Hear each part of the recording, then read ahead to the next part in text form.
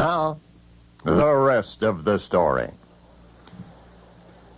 If only it had even by the furthest stretch of the imagination, if only it had been considered great art, then perhaps it would not have aroused such righteous wrath. And yet, examined by even the most sympathetic eyes, it can be described only as a drawing. Clever, a competent illustration, yes, but my goodness, no greatness about it. So how come it created a scandal? What was so sinister about the picture? Well, before you decide, I want you to hear the rest of the story. In 1840, the temperance movement was a powerful force in British society.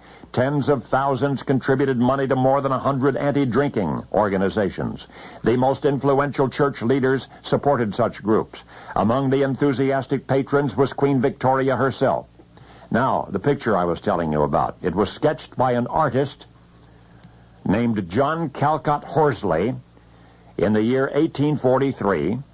The picture was divided into 3 sections, the most prominent of which depicted a large family dining together, but not merely dining, they were drinking.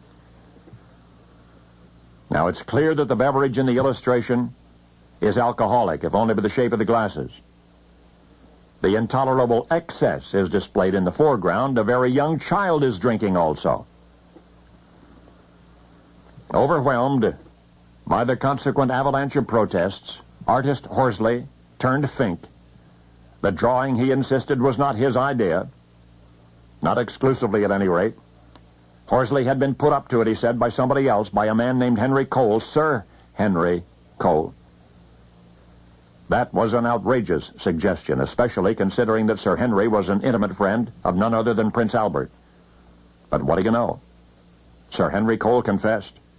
He had indeed commissioned John Horsley to illustrate the scene, and he didn't care who knew about it. In fact, he was proud of it.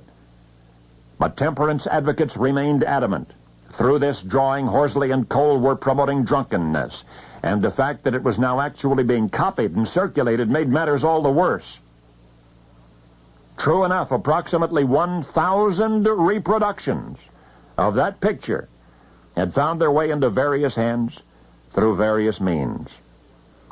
The fact that 2 other scenes in the same sketch depicted clothing the naked and feeding the hungry, that was insufficient to still the wagging tongues.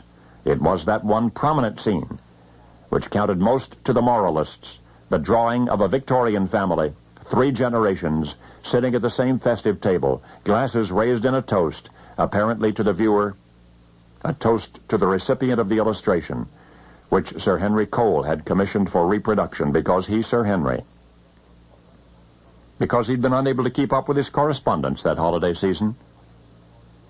I said because he, Sir Henry, had been unable to keep up with his correspondence that holiday season. Therefore, on that same sketch, this simple message was inscribed, "A Merry Christmas and a Happy New Year to you." That's right. The mass-reproduced pasteboard illustration which created all the fuss was the world's first Christmas card. Now you know the rest of the story.